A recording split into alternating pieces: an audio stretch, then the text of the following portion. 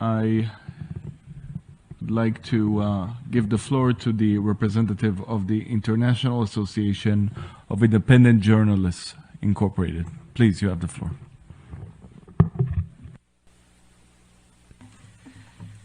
I would like to thank the Commission for Social Development for this opportunity to speak. Greetings to representatives of member states, my fellow NGOs, and other attendees. Greetings to everyone. The United Nations was based on a system of heads of states and their states. This is a social group, and human frailty and human interaction can make war a very probable result.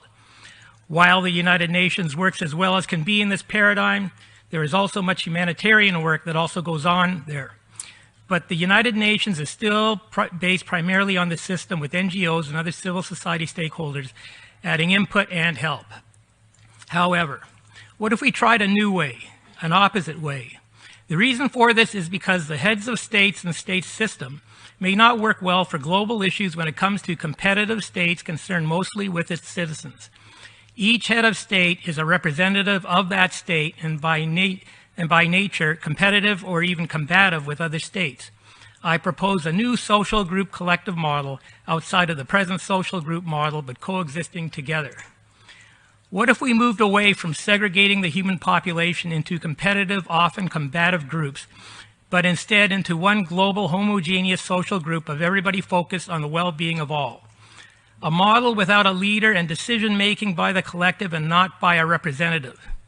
Since there are no physical or cultural barriers, if you look at humanity in total, there could be opportunity for good outcomes in a social forum that does not cross the domain into states, cultures, religions, and so on.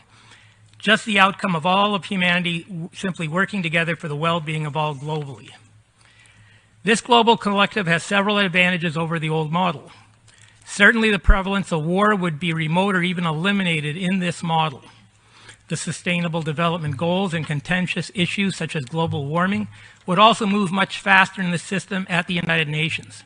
Furthermore, the Charter of the United Nations under the Preamble, Article 8 and Article 71 would allow this form of participation at the United Nations. Just because something is new is no reason to discredit its effectiveness in making all our lives better. Keeping an open mind at the United Nations has a possibility to do things that otherwise could not be done. At least we should be open to the possibilities of a more involved look at all the options for this social forum to make all our lives better. I, Maurice Ali of the International Association of Independent Journalists, Inc., thank you for your attention, and please feel free to reach out to us for more information. Thank you very much.